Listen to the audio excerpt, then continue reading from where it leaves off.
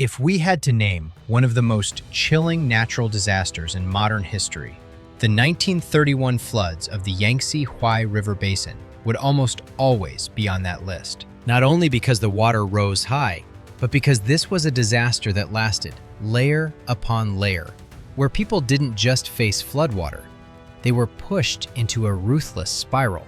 Rising rivers, failing levees, mass displacement, food shortages, disease, and social collapse. Even today, the death toll is still discussed in ranges because record-keeping at the time was limited, and the affected area was immense. But one thing is clear, this was among the deadliest disasters ever recorded. Floodwaters spread across a vast region, often described at roughly 180,000 square kilometers, and estimates of fatalities range widely, commonly cited from about 1 to 4 million, with many sources placing it around 2 to 3.7 million when counting not only drowning, but also famine and epidemic disease that followed. But if we stop at numbers, we miss the most terrifying part of 1931. Because what made this year so deadly was the feeling that the ground itself disappeared. That a densely populated society, dependent on rivers, canals, lakes, and levees, was suddenly pushed out of normal life, forced to survive on water for months, and then, slowly, to die not only from the flood, but from the collapse of everything people need to live. To understand how it happened, we have to look at the geography and the rhythm of life in the middle and lower reaches of the Yangtze and the Huai. This was a fertile, crowded plain, a place where rice fields and crops relied on water, where canals and lakes were not only transportation routes, but also the lungs that helped regulate seasonal floods. For generations, people had lived with water, building embankments, raising levees, digging channels, trying to hold a fragile balance, water as life and water as threat. And when that balance broke, the result wasn't simply flooding. It became a chain reaction across an entire system. The main river rose, tributaries rose, canals overflowed, lakes lost their capacity, levees were pressed non-stop, and one weak point could become a crack.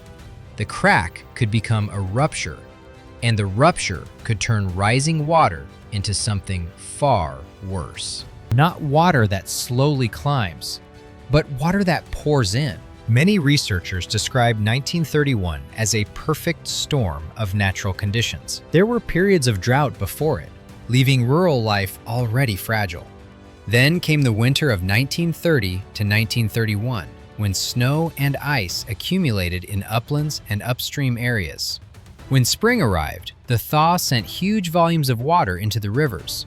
But the danger was this: the rains did not ease.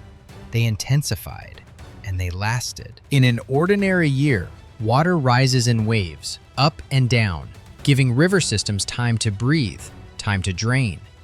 But in 1931, nature offered almost no pause. Water levels were already high by late spring, and summer opened the door to long stretches of heavy rain, driving continuous inflow into the basin. By June, many areas were already flooding. People in lowlands began moving belongings, fleeing to higher ground, building temporary shelter. And in later memories, some survivors said they sensed it early. This year felt different. The water rose, and it did not come back down. Then July arrived, and the situation grew extreme. Rain fell again and again. Weather patterns brought relentless downpours. The soil was saturated, the fields were soaked, lakes and wetlands were full, and once the land could absorb no more, every new storm turned into surface runoff, rushing straight into rivers already near their limits. And when a river system is pushed that far, the levees begin to fail. Levees, especially earth levees, can hold back a rising river for a time. But under constant pressure for weeks, water seeps in, structure weakens, slopes erode, small collapses appear. And many historic floods do not become disasters at the moment the water is highest. They become disasters at the moment the levee is weakest. In 1931, those moments came again and again in multiple places until flooded areas were no longer isolated pockets. They merged, they connected. They became a single, sprawling inland sea. In that picture, Wuhan would become a symbol. A major city on the middle Yangtze, densely populated, commercially important. As rural areas began to drown, people poured into the city, hoping it meant higher ground, food, survival. But when water continued to rise and critical levee defenses failed, the city itself became a trap. Streets turned into channels. Homes flooded up to windows. Markets, warehouses, docks, everything began to vanish beneath the surface. Large numbers were made homeless, crowding onto the last strips of higher ground. Raised roadbeds, embankments, bridges, even railway lines, anywhere that remained dry, or at least less submerged. In those conditions, dry land stopped being normal. It became the most precious asset. People built makeshift camps on small mounds. They slept on rooftops. They cooked on the highest steps that still stayed above water.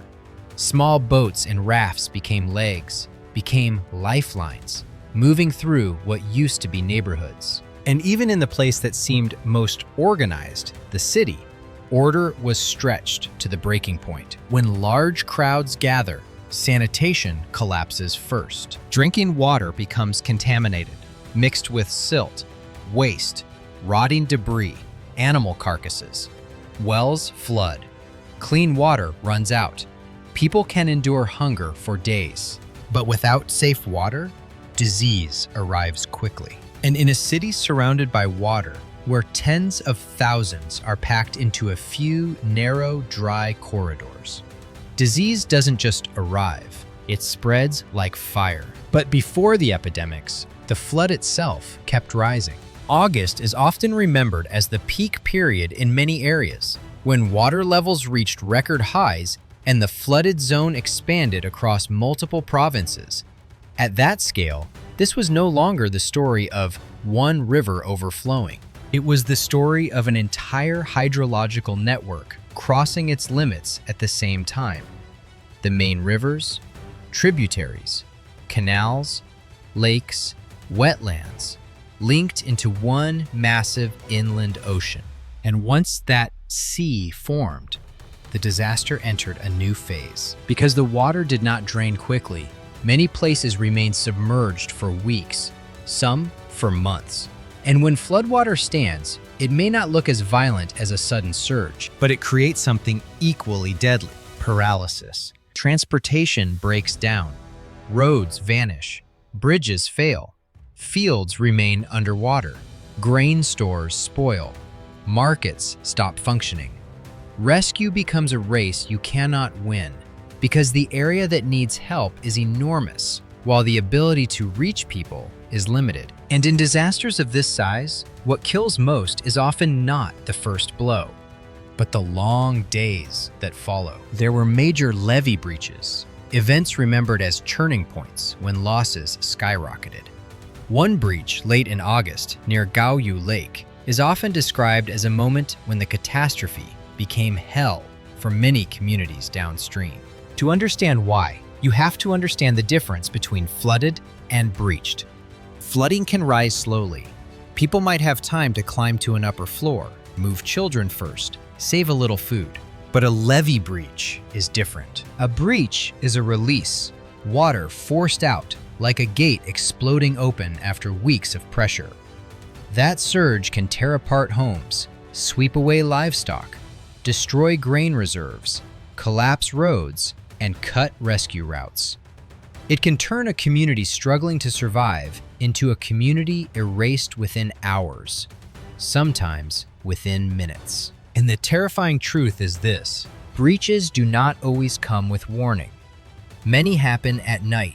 People, exhausted from days of fighting the water, fall asleep on high ground, and the flood arrives suddenly. In survivor memories, nights like that are recalled as nights when tragedy moved faster than the human voice. As the flooded area grew to hundreds of thousands of square kilometers, people stopped describing the disaster by village names. They described it by scale. How many provinces? How many displaced? How many fields lost? Some estimates speak of tens of millions affected, consistent with a densely populated agricultural heartland where floodwater covered critical food-producing land. But affected is not one experience. Some lost their homes immediately. Some stayed dry but lost their harvest. Some still had crops, but roads were gone and prices exploded. Some survived the water only to fall ill from contamination. Some did not die during the flood, but died weeks later from hunger and exhaustion. That is why the death toll is debated in ranges. Because the 1931 disaster had multiple waves of death layered together. The first wave was direct: drowning, being swept away, collapsing structures, accidents during escape. The second wave was famine. When the flood lasts, agriculture collapses. Rice fields stay submerged, seed grain rots, livestock dies, food stores are ruined or washed away. At first, many families still have a little reserve, but reserves don't last, especially when refugees concentrate in shelters, when food prices rise, when transportation collapses. And famine does not arrive like a blade. It arrives like a shadow, lengthening day by day. The first week, people endure. The second, they ration. The third, they replace meals with whatever they can find. Then they sell belongings. They trade. They move. And when strength is gone, the body opens the door to illness. The third wave was disease. After a flood, sanitation is shattered. Clean water is scarce. Waste cannot be managed. Dead animals decay in standing water. Mosquitoes multiply. Crowds pack into temporary camps. Waterborne and contagious illnesses are almost inevitable. And in many historic disasters, epidemics come later. But they take lives on a scale that can rival the flood itself. In 1931, with the flooded area so wide and the crisis so long, the risk was higher. While medical capacity at the time was limited, supplies, staffing, and treatment facilities could not match a prolonged emergency across multiple provinces. And the most frightening part is how helpless it feels. People do not die from something clearly visible like rushing water. They die from something invisible and slow. Infection, dehydration, prolonged fever, dysentery, malnutrition, outbreaks spreading through overcrowded camps. At the level of society, the disaster also created something we often forget when we only look at maps: mass migration. When a village is flooded and food is gone, people must move. They walk toward high ground, toward cities, toward rescue routes, toward anywhere they believe relief might exist. But the more people concentrate, the more disease spreads. The more people move, the harder it becomes to maintain order and distribute aid. And in that chaos, families are separated. Children are lost. Elders cannot keep up. Some reunions happen months later, and many never happen at all. In that context, relief efforts become almost impossible. Not because there's no will to help, but because the scale overwhelms capacity. Delivering food into an area submerged for weeks is not like transporting supplies to a town with functioning roads. Roads disappear. Ports fail. Boats must navigate dangerous, shifting water. Aid arrives late, gets delayed, or reaches people after it no longer matters. And delay does not only create hunger, it creates despair. And when despair spreads, society begins to slip. Conflict over food, fights for shelter, breakdowns in trust, decisions of survival that ordinary people never imagined they would face. Looking back, 1931 was not only a natural disaster, it was also a story of vulnerability in a society dependent on levees and water control, where a long chain of extreme weather could push an entire region to collapse. High population density meant more lives exposed. Dependence on levees meant that when a breach happened, water could pour into bowl-shaped lowlands and remain trapped. Limited public health infrastructure meant disease could spread fast. And across such a vast area, the logistics of rescue were never enough. That is why the disaster did not end when the rain stopped. In many places, water receded slowly into late in the year. And even when the flood began to pull back, the catastrophe did not retreat with it. Mud covered fields, homes were damaged, infrastructure failed, water sources remained contaminated, the harvest was lost. Local economies were shattered. Survivors did not step out of the flood and return to normal life. They stepped out into a second crisis, rebuilding without food, without tools, without health, without certainty. And in that phase, deaths continued, often not recorded as flood deaths in a direct sense, even though the flood was still the root cause. This is why estimates vary so widely. If you count only drownings, you get one number. If you count famine and epidemic deaths in the months afterward, you get another. If you count indirect losses tied to collapsed livelihoods and absent medical care, you get yet another. But whatever the final figure, one truth remains. Millions of lives were pulled into a year when water became the absolute ruler of the landscape and of human survival. The most haunting images are not only the streets turned to rivers or boats moving through what used to be markets. The deeper terror is the way normal disappeared. People could not be sure there would be food tomorrow. They could not be sure there would be clean water. They could not be sure the shelter they found would still exist by nightfall. They could not be sure disease wouldn't take their loved ones next. And in that world, the smallest things became the difference between life and death. A patch of ground just a few inches higher, a small boat, a bundle of dry firewood, a pot of water boiled clean, a bowl of rice that arrived in time. The 1931 flood also leaves a historical lesson about how disasters work. Nature provides the trigger: heavy rain, rising water. But the scale of death is shaped by preparedness and response. When forecasting is weak, when levee systems are uneven, when medical capacity is limited, when population density is high, a climate event can become a humanitarian catastrophe. And yet, we should never reduce the story to blame. It was a different era, with different technology, different constraints, different political and social realities.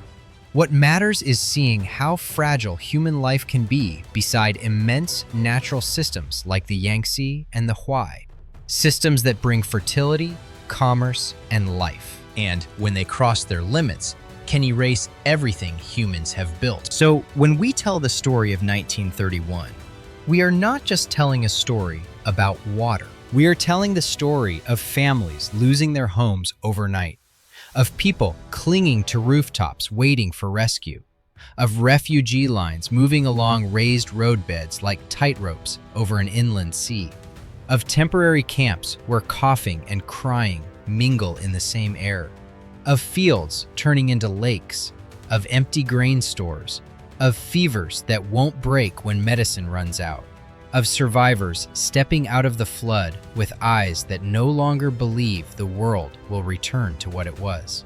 And in the end, we are telling the story of a collective memory of a year of water, a year when water did not simply pass through human lives, but stayed long enough to turn those lives into a fight for survival. Whether the final death toll is cited as 2 million, 3.7 million, or somewhere in between, behind every number is a person, a home, a meal, a promise never fulfilled, a family divided, and a region that needed years to stand again.